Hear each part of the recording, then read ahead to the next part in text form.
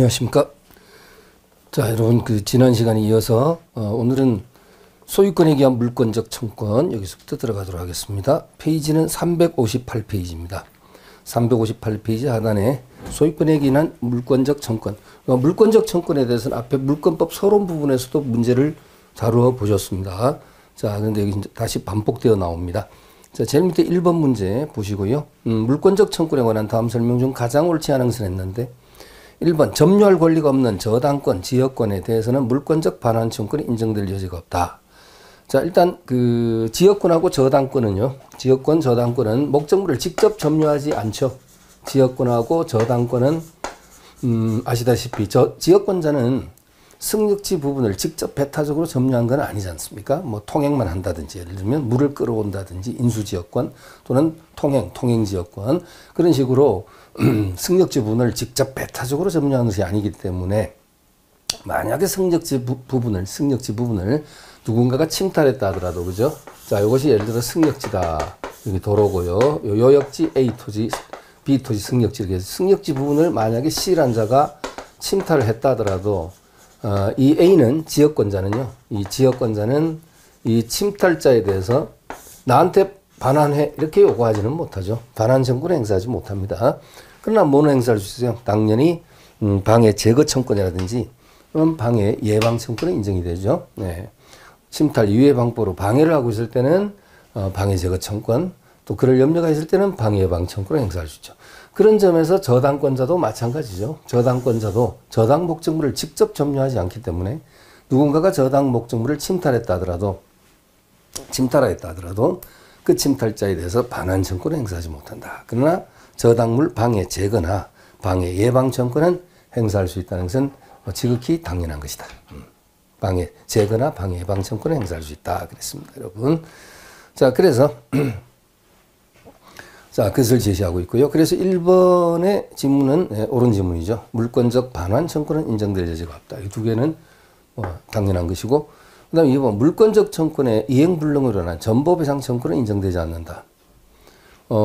물권적 청구권의 이행불능으로 인한 전보배상, 물권적 청구는 여러분, 만약에 침해자 내지 침탈자 내지 방해자의 귀책 사유가 있을 때는 물권적 청권 행사함과 동시에 뭡니까? 손해배상 청권을 행사할 수 있겠죠. 불법 행위로 인한 손해배상 청권. 그래서 이것이 어떤 당사자 사이에 어떤 계약 관계에서 발생되는 이행불능이라는 것은 채무불이행 중 하나죠. 채무불이행이라는 것은 나아가서 계약 관계, 즉 당사자 사이에 어떤 법률 관계가 있을 때 채무불이행이라는 문제가 발생이 되고, 뭐 자꾸 말로 해서 좀 답답하지만, 갑과 을이 매매계약을 체결했고 만약에 갑이 을로부터 중도금까지 지급받았음에도 불구하고 병에게 매도하고 이쪽으로 이중 매도를 해서 등기를 넘겨버리면 갑과 을 사이의 매매계약은 이행불능이 되고, 따라서 이때 이 매수인은 매도인을 상대로 해서 이행불능을 이유로 한, 즉 채무불이행을 이유로 한 손해배상 청구를 행사할 수 있겠습니다. 그래서 이 이행불능에 따른 손해배상 청구이라는 것은 어디까지나 당사자 사이 이렇게 어떤 법률 관계, 계약 관계가 이게 채무불이행이 됐을 때 이때 발생될 수 있는 것이다. 이렇게 이제 볼 수 있는 것이죠.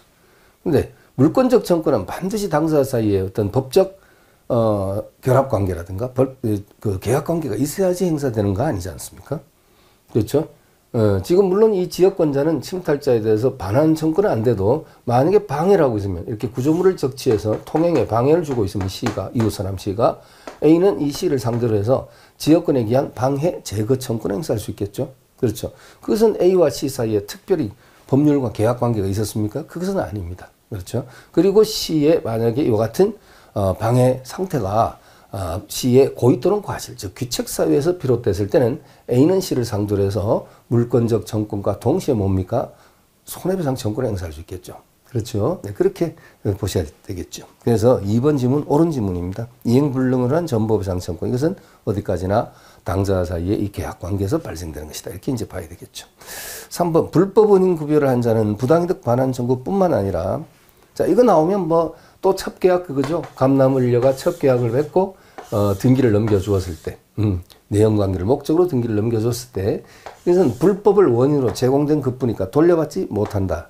그리고 그 반사적 효과로서 갑은 을을 상대로 물권적 청구를 행사할 수 있냐. 그것 또한 행사하지 못한다는 것이 현행 판례의 태도이다. 그죠? 그래서 3번은 그것입니다. 불법 은인급여를 한 자는 부당이득 반환 청구뿐만 아니라 그것도 못하지만 소유권에 기한 물권적 청구도 행사할 수 없고 소유권은 결국 상대방에게 귀속된다. 그렇죠? 네, 그것이고. 자, 4번에 종전부터 자연 발생적으로 또는 도로 예정지로 편입되어 사실상 일반 공중의 통행로로 사용되어 온 토지의 소유자가 그 독점적이고 배타적인 사용 수익권을 포기한 것으로 볼 경우에는 그 토지 소유자는 토지를 불법 점유하고 있는 제3자에 대하여 물권적 청구를 행사하여 토지 반환 내지 방해 제거 또는 예방을 청구할 수 없다 했는데 틀렸습니다. 아무리 토지 소유자가 그 소유권의 어떤 독점적이고 배타적인 사용 수익권을 포기한 것으로 볼 수 있다 하더라도 어디까지나 그것은 자기 소유거든요. 자기 소유. 어떻게 보면 이 토지 소유자는 좀 희생을 지금 하고 있는 상황이죠. 예? 도로로 지금 편입돼 가지고 동네 사람들의 그 통로로 지금 제공해 주고 있는 어떤 희생을 하고 있는 상황인데 그렇다고 해서 소유권 자체가 완전히 소멸한 것은 아니지 않습니까? 그러니까 당연히 소유권에 기한 물권적 청구는 행사할 수 있다고 봐야 됩니다. 자, 그래서 4번이 틀리고 정답인데 오른쪽 해설에 여러분 또 역시 윗줄 작업 좀 하고 가시죠. 자, 해설의 제일 마지막 4번 사항 동그라미 부분에서 위에서 세 번째 줄 보면요. 사건 번호 옆에 자, 밑줄 시작합니다. 종전부터 자연 발생적으로 또는 도로 예정지로 편입되어 사실상 일반 공중의 통행로로 사용되어 온 토지 소유자가 그 독점적이고 배타적인 사용 수익권을 포기한 것으로 볼 경우에도까지 밑줄 치고요. 그 다음에 자, 두 줄 넘어가서 끝부분에 그 토지를 불법 점유하고 있는 제3자에 대해서 물권적 청구를 행사하여 토지의 반환 내지 방해 제거 또는 예방을 청구할 수 있다고 할 것이다. 그러니까 물권적 청구권 행사할 수 있습니다. 소유권 자체가 없어진 것은 아니기 때문에 그렇죠. 네, 그래서 그게 여러분 밑줄 쳐주시고 또 반복되어 지문이 또 나올 것 같습니다. 여러분 자, 한 페이지 넘겨서 3번 문제 360페이지 3번 문제 자, 소유권에 기한 반환 청구권 또는 방해 제거 예방 청구권에 관한 다음 설명 중 가장 옳지 않은 것을 했는데 1번에 여러분 중복됐습니다. 여러분이 읽어주십시오. 방금 했던 거 있죠. 방금 토지 소유자가 그 종전부터 자연 발생적으로 하고 시작되는 이거죠. 그래서 결론적으로 이것도 결국 그 토지를 불법 점유하고 있는 제3자에 대해서 물권적 청구를 행사할 수 있다.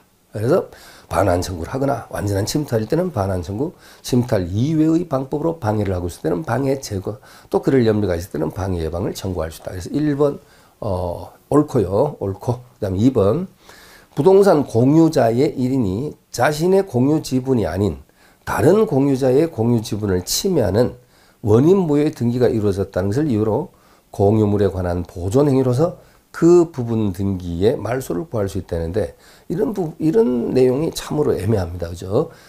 그럴 수 있을 것 같은데요. 일단 이것은 말소 청구를 할 수 없다는 것이 판례의 태도거든요. 그래서 일단 공유자 1인이 그 토지 전체를 누군가가 이제 불법 등기를 해갔다.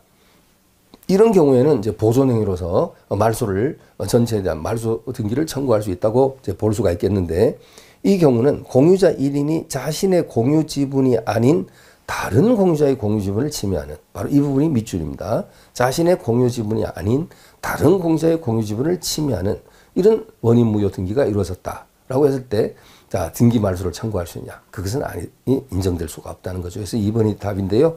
자, 해설에 좀 역시 또 밑줄 좀 하고 가시죠. 제일 밑에 보시면요. 밑에서 세 번째 줄입니다. 자, 방금 나왔던 지문 그대로입니다.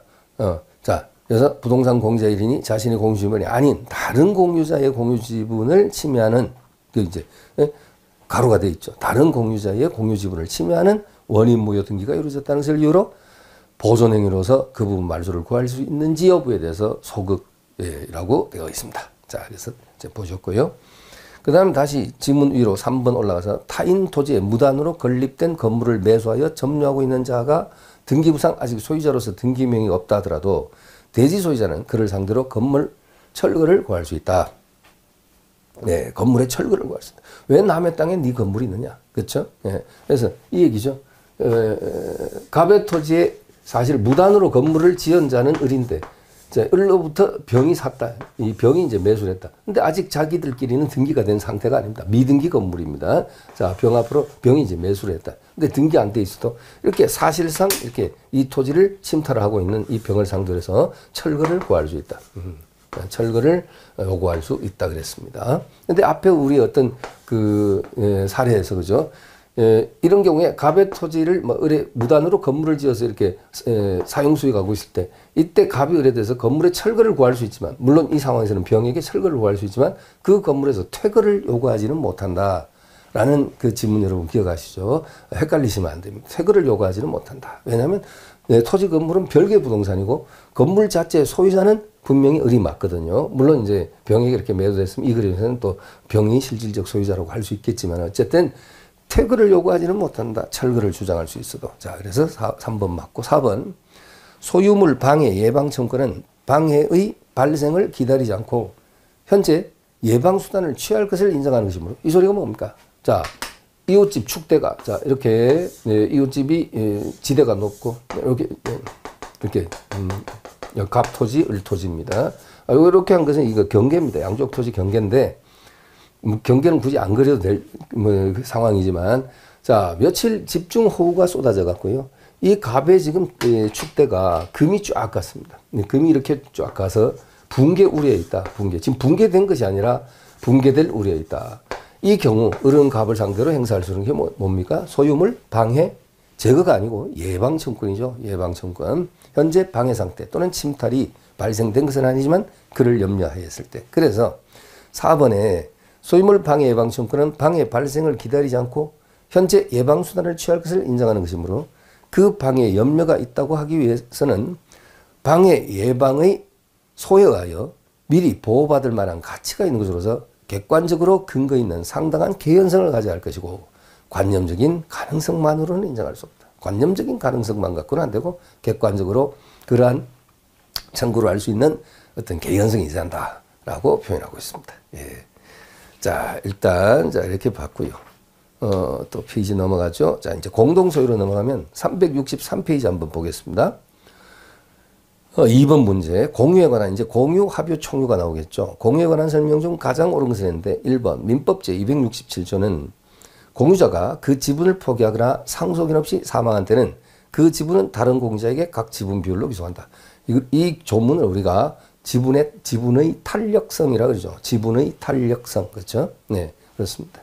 그래서 아시다시피, 예를 들면, 갑을병 세 사람이 한 필지 토지를 공유하고 있는데, 여기서 갑이 5분의 3, 그 다음에 을이 5분의 1, 병이 5분의 1, 이와 같이 지분을 가지고 있다. 그랬는데 이 갑이란 자가 상속일 없이 사망하거나, 또는 자기 지분을 포기했을 때, 이때 이자의 지분은 어떻게 되느냐? 국유가 된다. 이렇게 나오면 틀립니다. 국가 소유가 아니라 이 갑의 지분은 다른 공유자 지분 비율로 기소한다. 그러니까 다른 공유자 지분 비율이 똑같죠? 1대1이니까 결국 을과 병이 이 전체 공유 토지를 2분의 1씩 취하는 갖게 되는 그런 결과가 될 것이다. 근데 이것을 우리가 지분의 탄력성이다라고 표현한다. 탄력성 이렇게 말합니다. 자, 그러면은 지금 이제 그렇게 규정함으로 하고 됐고요. 두 번째 줄 계속 읽으시죠. 부동산 공유자가 그 지분을 포기한 경우 다른 공유자들은 민법제 187조에 따라 등기 없이 부동산 물건을 취득한다는데 여러분 이거 제가 지난 시간에도 한번 여러분께 설명드렸습니다만은 권리의 포기는 자 권리 포기는 법률의 규정입니까? 법률행위입니까? 이거 법률행위가 있어요. 법률행위에 의한 물권 변동입니다. 이제 권리 포기 중에서도 상대방 없는 단독행위, 소유권 포기라든가 점유권 포기 이런 상대방 없는 단독행위가 되는 것이고 그것이 되는 것이고 법률행위 중에서도 아니면 이제 공유자가 공유 지분을 포기한다거나 제한 물권자가 제한 물권, 지상권자가 지상권을 포기한다든가 이런 것들은 뭡니까? 상대방 있는 단독행위로서의 법률행위입니다. 어쨌든 상대방 있는 법률행위든 없는 법률행위든 권리의 포기라는 것은 무엇이다? 법률행위다. 그럼 법률행위는 당연히 186조 187조가 아니라 186조의 규정에 따라서 법률 행위로 인한 부동산 물권 변동은 등기하여야 효력이 생기다. 그렇죠? 그러니까 당연히 이것은 등기를 요한다는 거죠. 그래서 1번 틀렸습니다. 세 번째 줄 끝에 187조에 따라서 거기서부터 틀리는 거죠. 187조가 아니고 186조가 적용돼야 되겠죠. 그런데 특히 공유에서의 단순한 소유권 포기나 점유권 포기는 상대방 없는 단독행위지만 공유 관계에서의 지분의 포기는요, 이것은 상대방 있는 단독행위가 된다는 것도 주의할 필요가 있죠. 다른 공유자가 있으니까. 그렇죠. 그 다음에 2번입니다. 자, 실체 관계상 공유인 부동산에 관하여 단독 소유로 소유권 보존기가 맞춰진 경우 소유권 보존기 중 진정한 권리자의 소유 부분에 해당하는 일부 지분에 관한 등기 명인의 소유권 보존기는 무효이므로 이 경우 진정한 권리자는 소유권 보존기의 일부 말소를 서로서 구하고, 참 까다롭게 갑니다. 그죠? 예, 말소를 서로서 구하고 법원은 그 지분에 한해서만 말소를 명할 수 있다. 네, 이것이 옳은 지문이네요. 자, 이것이 옳은 지문이고요. 일단 여러분, 해설 부분 있죠. 다운 페이지 한번 넘겨보세요. 다운 페이지 보면 해설이 뭐 엄청 한 페이지 가까이 되는데 제일 마지막 부분에 2항 동그라미 2번. 자, 실체 관계상, 자, 그거 넉 줄인데 옆으로 묶어버리시죠. 뭐 밑줄 치든지. 실체 관계상 공유인 부동산에 관하여 단독 소유로 소유권 보존기가 맞춰졌거나 단독 소유인 부동산에 관하여 공유로 소유권 보존기가 맞춰져 있어 진정한 권리자가 그의 소유 부분에 해당하는 일부 지분에 관하여 소유권 보존기 일부 말소를 서로서 구한 경우 법원은 그 지분에 한해서만 말소를 명할 수 있는지 여부에 대해서 적극으로 되어 있습니다. 네. 그래서 2번 옳은 지문이고요. 그 다음에 3번 다시 되돌아옵니다. 3번 합의의 경우와 달리 건물 공유자가 공동으로 건물을 임대하고 임차 보증금을 수령한 경우 특별한 사정이 없는 그 임차 보증금 반환 채무는 분할 채무에 해당한다 했는데 이거 불가분 채무죠. 분할 채무가 아니고 불가분 채무에 해당이 된다. 예. 그러니까 갑을병 세 사람이 건물의 공동 임대인입니다. 건물을 갖고 있고 공동 임대인이다. 근데 세입자로부터 보증금을 받았다. 나중에 기간 만료되고 세입자 나갈 때 보증금 반환 채무를 부담 당연히 하게 되는데 그 반환 채무는 불가분 채무라고 봐야 되겠죠. 분할 채무해버리면 만약에 뭐 보증금이 3천만 원이다. 그럼 갑은 건물의 공유자가 세 사람 갑을병이라 했지 않습니까? 세 사람인데 예. 갑은 뭐 자기는 1,000만 원만 돌려주고 을병은 갑자기 경제적 상황이 극도로 악화됐다. 그럼 갑은 1,000만 원만 돌려주고 자신의 보증금 반환 채무는 이행했다. 이렇게 말할 수는 없는 것이죠. 그래서 분할 채무가 아니라 불가분 채무라고 봐야 되겠습니다. 그래서 불가분 채무 나눌 수 없는 것이다. 그렇죠? 네. 그 다음에 4번 과반수 지분을 가진 공유자라더라도 다른 공유자와 공유물 관리 방법에 관한 협의를 하지 않고 공유물을 자신이 배타적으로 사용 수익하기로 정할 수는 없다 했는데 여러분 공유물의 관리 행위는 자 보존 행위는 각자 단독으로 할 수 있다죠. 공유물의 보존 행위는 각자 단독으로 할 수 있는데 관리 행위는 뭡니까? 지분의 과반수로서 결정한다 했습니다. 지분의 과반수로서 결정한다 했으니까 과반수 지분을 가진 자는요 다른 공유자들과 관리 방법에 관한 협의를 거치지 않고 자신이 배타적으로 사용 수익하기로 정할 수 있습니다. 없다가 아니고 있다는 거죠. 예, 그렇죠. 예, 그래서 관리 행위에 대해서는 지분의 과반수로서 결정한다. 이제 이 관리 행위하면 그 대표적인 사례가 지금 여기서 갑이 뭐 아까는 이제 지분 포기했을 때 다른 공유자 지분 비율로 기속한다는 탄력성을 설명할 때 그림 그렸는데 그냥 이제 다른 사례로 이제 바꿔서 만약에 갑이 5분의 3의 지분을 가졌다. 이 토지를 임대를 하고자 한다. 임대. 아니야. 근본적으로 한번 여러분 사례를 기본적인 사례를 한번 빗대어서 한번 표현 한번 해보고 가겠습니다. 자, 예를 들면 방금도 갑, 을, 병 세 사람이 한 필지 토지를 공유하고 있는데 갑이 5분의 3, 네, 방금 5분의 3, 을, 병이 각 5분의 1씩이라고 하자고요. 5분의 1.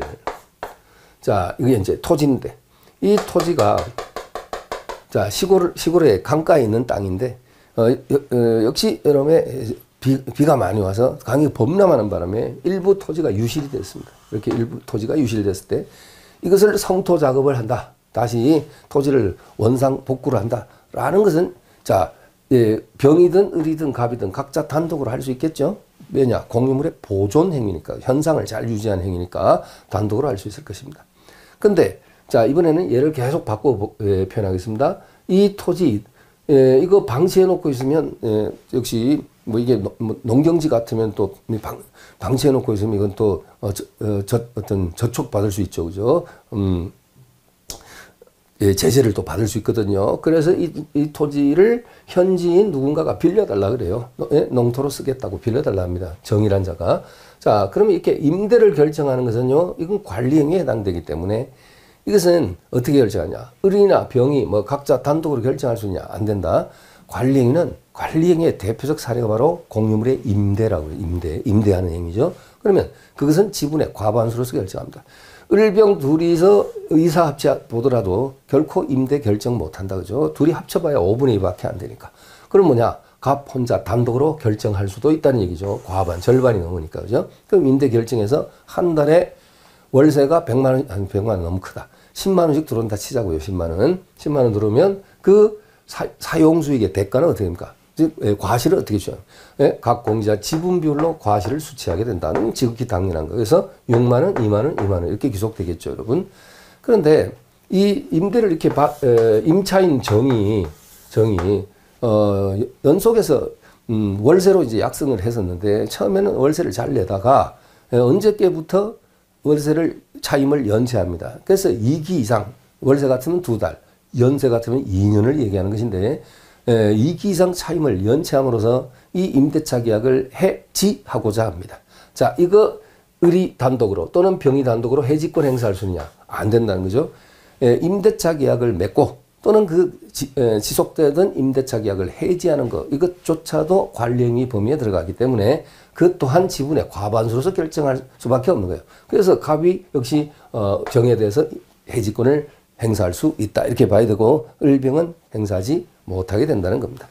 자, 그리고 나아가서 그러면 이제 급기야는 이거 뭡니까? 이 토지를 그냥 제3자에게 처분하기로 결정을 했다. 예를 들면 팔아버리기로 결정을 한다라고 한다면 그것은 공유물의 처분 행위가 되는 것이고, 또는 예를 들면 이게 농경지인데 지목이 전인데 이것을 형질 변경을 해갖고요, 형질 변경 절차를 거쳐서 건축물을 축조할 수 있는 지목인 대로 바꾸고자 합니다. 그런 행위를 하고자 할 때는 어떻게 결정할 수 있냐? 갑 혼자 단독 결정할 수 있을까요? 과반수 가진 갑이 안 되죠. 공유물의 변경, 방금 든 사례는 농지를 대지로 지목을 바꾸는 것은요, 공유물의 변경, 그리고 제3자에게 처분하는 것은 역시 처분, 변경, 처분 등은 이것은 전원의 동의가 필요하다. 그런 것은 이제 전원 동의가 합의 봐야지 할 수 있다. 이렇게 이제 볼 수 있겠죠. 자, 여기까지 여러분 설명을 한번, 그래도 기본적인 표현을 한번 해봤습니다. 자, 그러면은 이제 4번 틀렸고요. 4번도 틀렸죠. 그러니까 공유물의 관리 방법에 대해서는 과반수 지분을 가진 자는 다른 공자가 협의할 필요는 없습니다. 자기가 단독으로 결정할 수 있습니다. 근데 단독으로 할 수 없다는 식으로 표현하고 있으니 4번 틀렸고, 그 다음에 5번 보세요. 공유물 분할 소송에서 법원이 공유물을 현물 분할하는 경우 분할 청구자의 지분 한도 안에서 현물 분할을 하고 분할을 원하지 않는 나머지 공자는 공유로 남는 방법도 허용된다. 이것이 무슨 말이죠? 결국 이 세 사람이 분할을 하고자 합니다. 그러니까 갑이 분할하자. 그러니까 을병은 분할을 원하지 않는데 갑이 분할을 원합니다. 그럼 분할 청구자는 이렇게 분할하는 것으로 하고 을병은 그대로 공유관계로 남게 하는, 이 을병은 여전히 공유관계로 남고 갑만 이제 분할해가지고 떨어져 나가고, 이렇게 하는 방법도 원칙적으로 허용된다는 얘기예요. 허용되므로. 그렇죠? 그래서 거기 보세요. 분할을 원하지 않는 나머지 공자는 공유로 그대로 남는 방법도 허용되므로. 자, 그 다음 보시죠. 분할 청구자들이 그들 사이의 공유관계의 유지를 원하지 않는 경우에, 만약에 을병도 원하지 않는다. 이 갑도 분할을 원래 애초에 이제 원한 자고 을병도 그렇게 공유관계 유지를 원하지 않는 경우, 그런 경우에도 분할 청구자들과 상대방 사이의 공유관계만 해소하고 갑과 을병의 이 관계에서만 공유관계만 해소하고 분할 청구자들을 여전히 공유로 남기는 방식으로 현물 분할을 할 수도 있다. 여전히 얘를 공유로 남기는 방법으로 할 수 있다. 얘들도 원하지 않는다는데요. 얘들도 공유관계로 남는 것을 더 이상 원하지 않다면 이때는 이러한 방식은 인정이 안 됩니다. 그래서 여전히 공유로 남기는 방식으로 현물 분할을 할 수도 있다는데 틀렸고요. 해설을 좀 밑줄 좀 해 두셔야 되겠습니다, 여러분. 자, 어떤 부분이냐면요. 다음 페이지 해설 중에 아까 제일 밑에 거 여러분 보셨죠? 넉 줄 이렇게 확인했는데 거기서 제일 밑에 이항 기준에서 밑에서 5번째 줄 한번 올라가보세요. 밑에서 5번째 줄 올라가면 중간쯤에 분할 청구자의 지분 한도 안에서 현물 분할을 하고 분할을 원하지 않는 나머지 공유자는 공유로 남는 방법도 허용된다. 이제 아는 거죠. 밑줄 됐고 밑줄 하시고 동그라미. 자, 그러나 그 다음도 밑줄 하세요.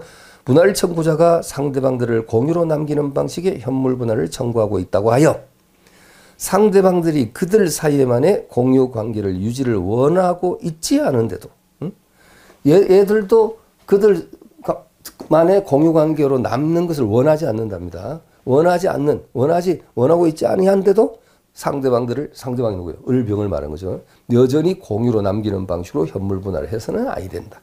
그렇죠? 이게 되어 있습니다. 그렇죠? 예, 그래서 그 부분 밑줄 한번 해주시기 바랍니다.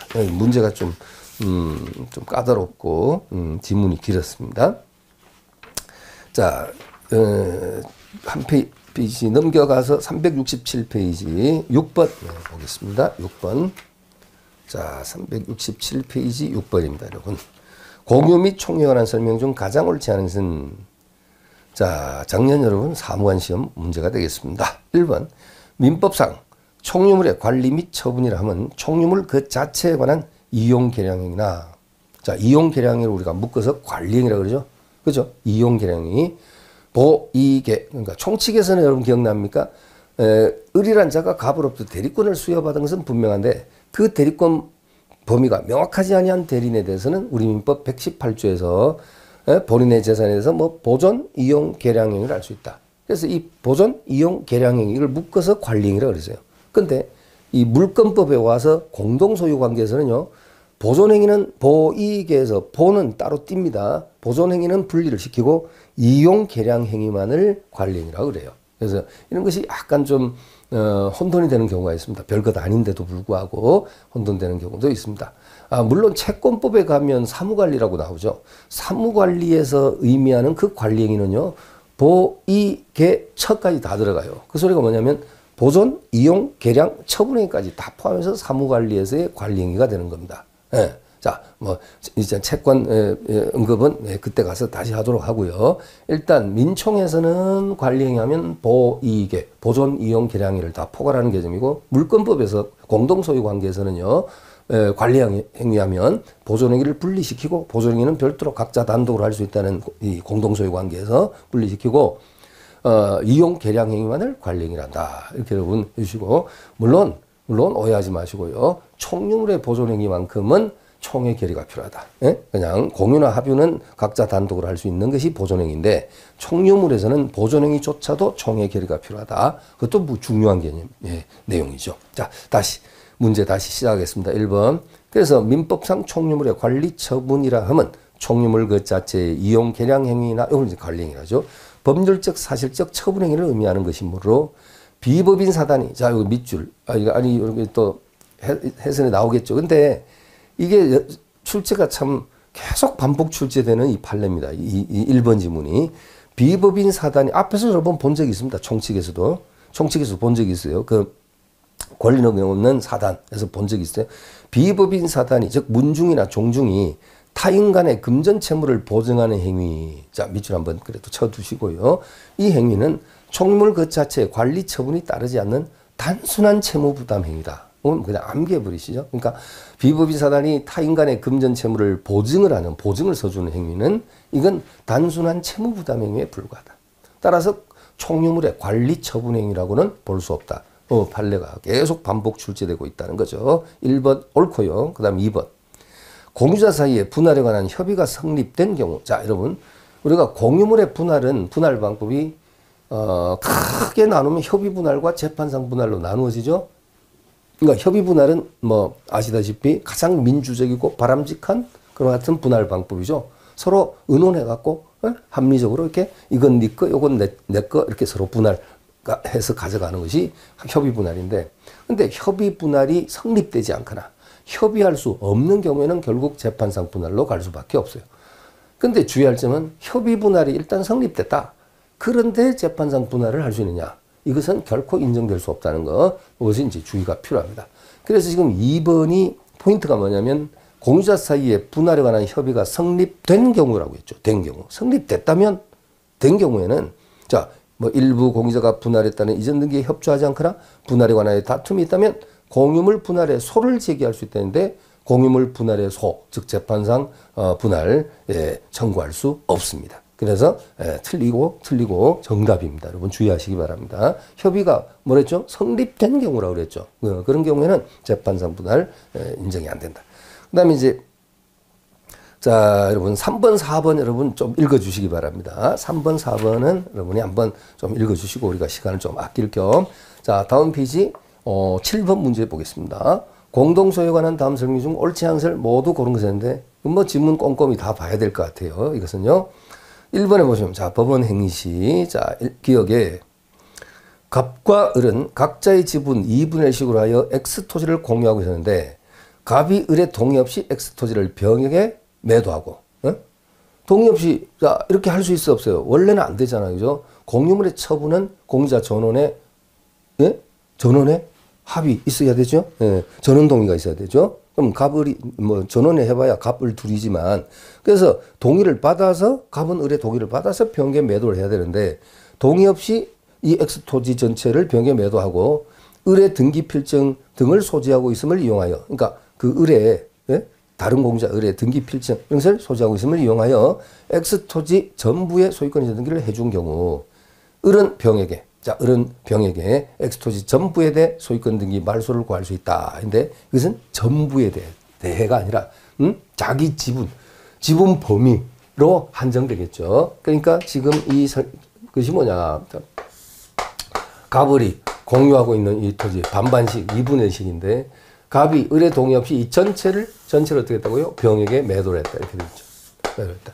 이때 이 을이 병에 대해서 자, 소유권 이전 등기, 병 앞으로 넘어간 이전 등기 전체에 대한 말소를 요구할 수 있다는데 틀렸습니다. 그 이유가 뭐냐? 자, 밑에 해설 좀 참고하시고요. 해설 기억을 보시면 이 같은 경우에 자, 그 두 번째 줄 끝에 보면 해설의 위에서 두 번째 줄 끝에 보면 처분 공유자의 공유 지분 범위 내에서는 유효하니까. 그러니까 갑의 지분 범위 내에서는 이건 유효한 처분으로 본다. 갑이 2분의 1, 을이 2분의 1인데 그죠? 갑의 지분 범위 내에서의 처분은 유효항소로 이것은 유효항소로 보기 때문에 을이 병에 대해서 전체에 대한 말소를 요구하지는 못한다라고 하는 것입니다. 그래서 기억은 끝에 세 번째 줄 끝에 전부에 대해 이전기 말소를 구할 수 있다. 이것이 틀렸고요.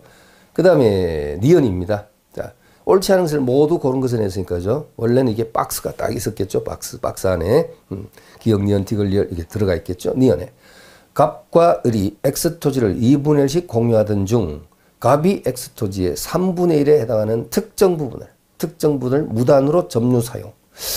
자, 2분의 1씩 공유를 하고 있는데 갑이 X 토지의 3분의 1에 해당하는 예를 들면 3분의 1에 해당하는 뭐 요 특정 부분을 무단으로 점유 사용하고 있더라도 했는데 결국 이것은 무슨 사용을 말하냐? 배타적 사용이라는 얘기거든요. 사실 갑이 2분의 1이 2분의 1이라면 이 2분의 1은 어디에 있어요? 여러분 지금 제가 황당한 질문을 했죠. 공유관계에서 갑이 2분의 1, 을이 2분의 1이라면 이 2분의 1은 어디 있냐고요? 그건 알 수가 없지. 이 전체 한 필지 토지에 갑의 2분의 1, 을의 2분의 1은 섞어져 있습니다. 이렇게 분포가 돼 있어. 그것을 합쳤을 때 이제 1이라는 소유권이 나오게 된 것인데 그러면 여기서 여기까지가 내 땅 소유 부분이다. 이렇게 말할 수가 없죠. 공유관계는요. 그렇게 말할 수는 없습니다. 물론 구분 소유적 공유관계라는 게 있긴 합니다. 그죠? 나중에 뒤에서 설명드릴게요. 일단 그것은요. 그래서 어쨌든 지금 근데 갑이 어떤 부분이 내가 가지고 있는 지분 부분이다. 말할 수 없는 것인데 어떤 특정 부분을 이렇게 배타적으로 이렇게 점유를 하고 있단 말이죠. 지금 상황이.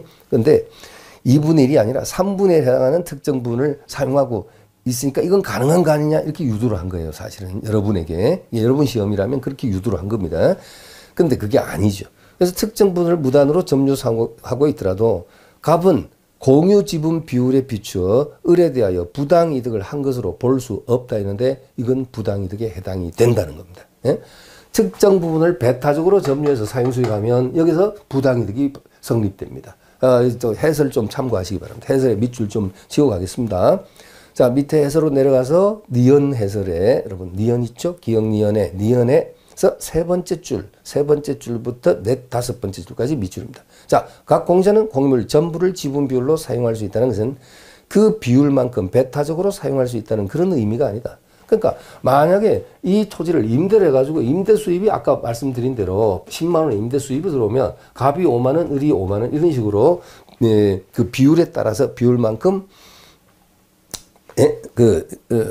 사용 수익을 과실을 수취할 수 있다는 것이지 그 자기 지분 비율만큼 배타적으로 점유 사용할 수 있다는 그런 뜻은 아니다는 거죠. 따라서 공유자 누구도 자 해설 계속 밑줄 치시죠. 공유자 누구도 공유물 전부뿐만 아니라 자기 지분 비율에 상응하는 부분도 배타적으로 사용하지 못한다. 여러분 좀 까다롭고 잘 이해를 하셔야 되겠죠. 그래서 배타적으로 사용할 수는 없다. 거죠.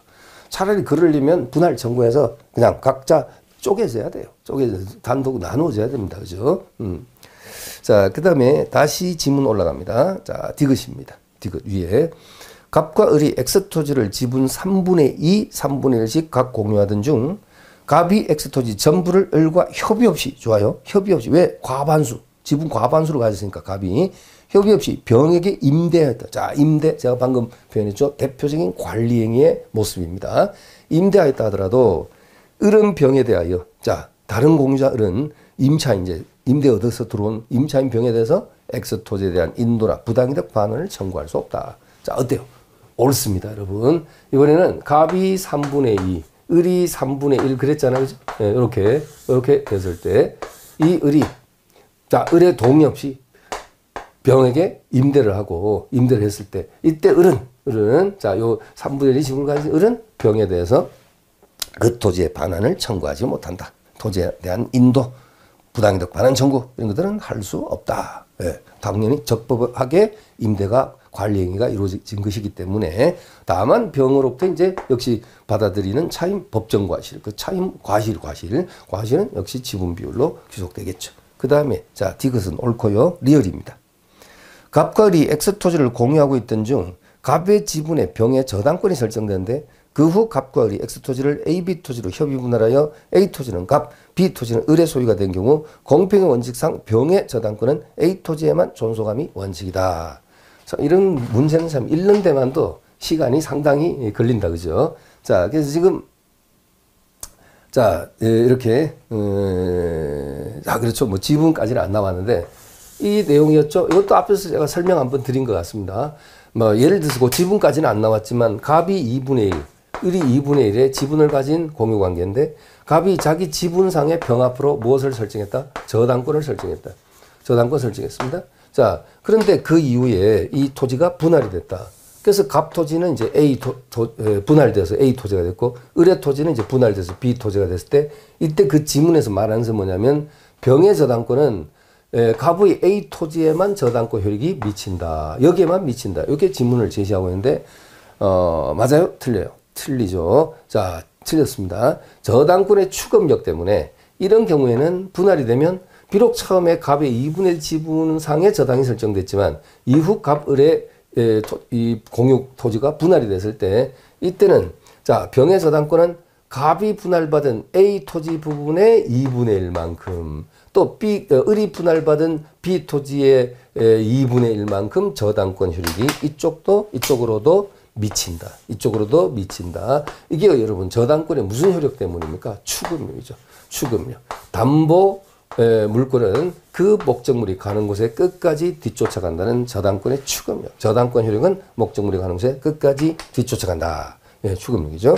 그래서 리얼 틀렸습니다. A 토지에만 존속함이 원칙이다. 이런데 틀렸죠. B 토지에도 미친다는 거. 그 다음에 미음. 갑, 을, 병이 토지 형질 변경 등을 통해 가치를 증대시키는 자 이렇게 읽을 때 이미 여러분 감을 잡아야 됩니다.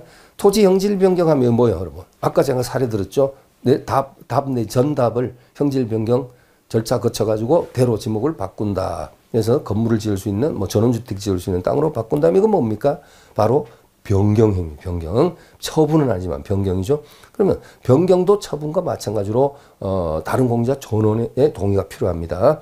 자, 그래서 갑을 병이 토지 형질 변경 등을 통해 가치를 증대시킨 뒤 그 전체를 전매하여 차익을 취득하기 위한 근데 뭐 변경 행위 아니냐 이걸 지금 묻고 있는 게 아니네요, 여러분. 읽어보다 보니까 취득하기 위한 사업을 공동으로 영위할 목적, 이게 포인트네요. 자, 이렇게 해서 이제 뭐 땅 이렇게 뭐 개발해가지고 뭐 이렇게 뭐 전원주택지로 막 필지 분할해갖고 이렇게 팔고 하는 이런 사업하려고 가을령 세 사람이 이렇게 이제 공동으로 토지를 갖고 있다 이 소리네요.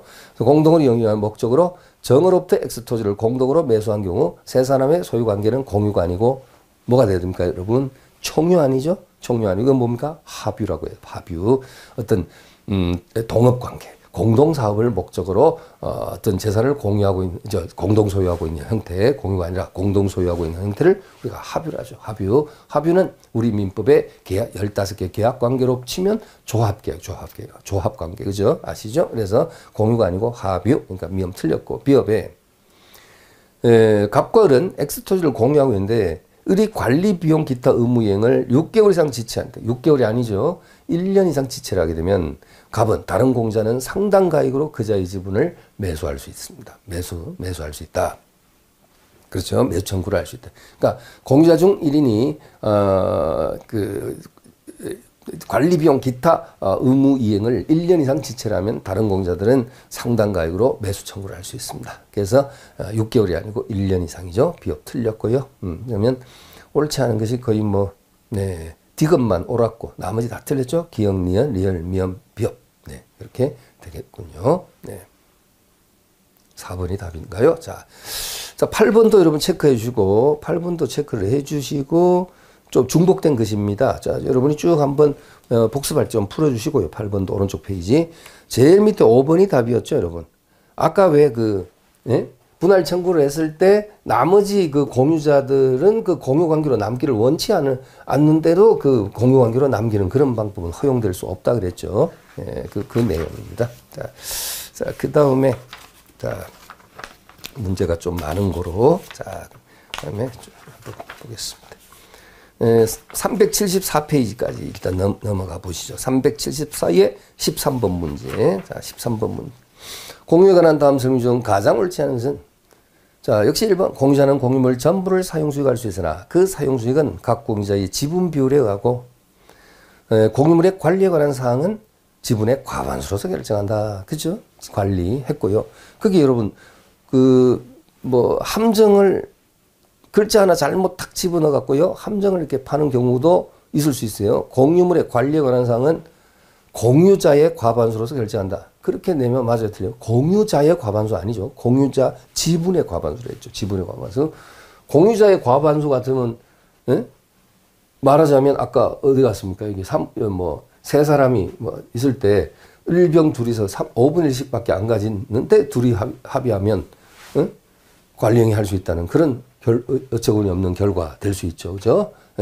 공유자의 과반수가 아니라 지분의 과반수다.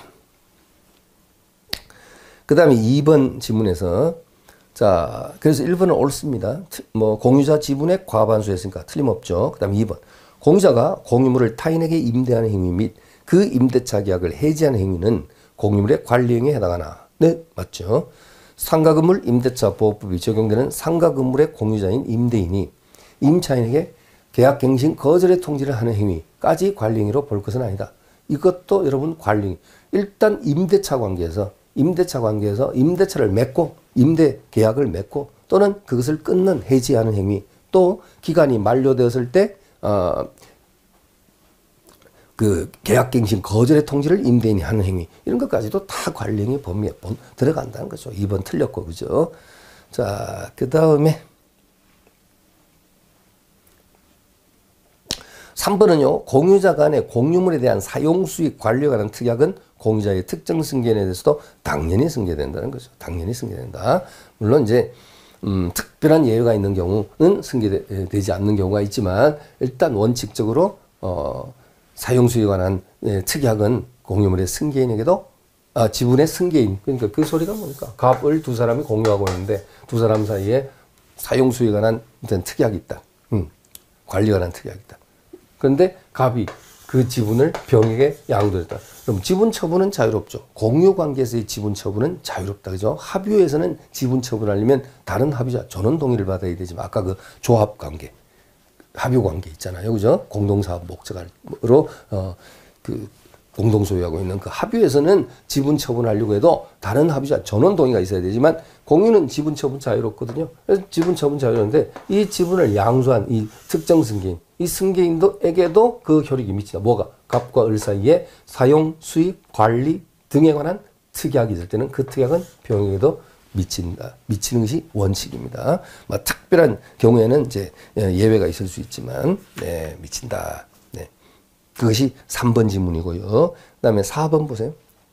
공유물 분할 청구의 공유물 분할하자. 소송. 이것은 청구자가 원고가 되고 다른 공유자가 전원이 공동 피고가 되는 필요적 공동소송, 필수적 공동, 고유 필수적 공동소송이다. 이렇게 표현하죠. 고유 필수적 공동소송. 자, 그래서 필수적 공동소송이다. 그렇죠? 청구자가 원고가 되고 다른 공유자가 모두 공동표가 되는 같은 고유 필수적 공동소송이다. 그래서 2번이 답이었습니다. 여러분. 해설에 여러분 밑줄 작업 한번 하시죠. 그래도 오른쪽 페이지 해설의 마지막 부분입니다. 마지막 넉 줄, 밑에서 네 번째 줄 올라가면 끝에 상가 임대차 보호법이 적용되는 상가 건물의 공유자인 임대인이 그 나왔죠. 임대인이 뭐 같은 법 몇 조 몇 항에서 그건 뭐 밑줄 하지 마시고 그 다음에 임차인에게 계약갱신 거절의 통지를 한 행위 그 다음에 계속 끝까지 줄쳐버리세요. 이런 것도 결국 뭐냐면 공유물의 관리행위에 들어간다는 거죠. 관리행위 때문에 즉 그 상가 건물이 공유 건물일 때는요 공유자 지분의 과반수로서 결정해야 한다. 있습니다. 과반수로서 결정해야 한다. 아마도 이제 그 상가 건물이 그 여러 사람의 공유 건물인데 한 사람은 아주 과격하게 뭐 이렇게 계약갱신 거절을 원하고 그러니까 나머지 뭐 그러니까 갑은 그렇게 원하고 을과 병, 정 세 사람은 이제 가급적이면 이제 세입자를 위해서 이렇게 좀 편에 서서 이렇게 배려를 하는 그런 상황인 것 같습니다. 근데 갑 혼자 독단적으로 그 상가 건물의 임대차 계약갱신 거절의 통지를 행사하고 그것의 유효성을 주장을 했다는 거죠. 이런 경우에 과연 그 건물이 갑 혼자 단독 건물이 아니라 갑, 을병 세 사람의 공동 소유 건물이었을 때 갑과 같은 세입자에 대한 계약갱신 거절의 통지가 과연 적법한 것인가라는 다툼이 전개가 됐겠죠. 그러니까 당연히 그 임대차 상가 건물의 계약갱신 거절의 통지조차도 뭐에 해당되기 때문에 관리행위에 해당되기 때문에 지분의 과반수로서 결정을 해서 행사가 되었냐 이제 문제가 된 것이다 이렇게 이제 봐야 되겠죠. 근데 알고 봤더니 이제 갑은 과반수 지분을 가진 자가 아닙니다. 아닙니다. 자 그러면 이것은 적법하다고 볼 수 없다 이런 것이 되겠죠, 여러분. 네, 그러니까. 이런 어떤 그 사실관계를 연상을 해보면 그런 상황이라고 볼 수 있습니다. 자 그러면 이번 시간 여기까지 일단 보시고요. 자 다음 시간에 또 이어서 계속 봐나가도록 하겠습니다.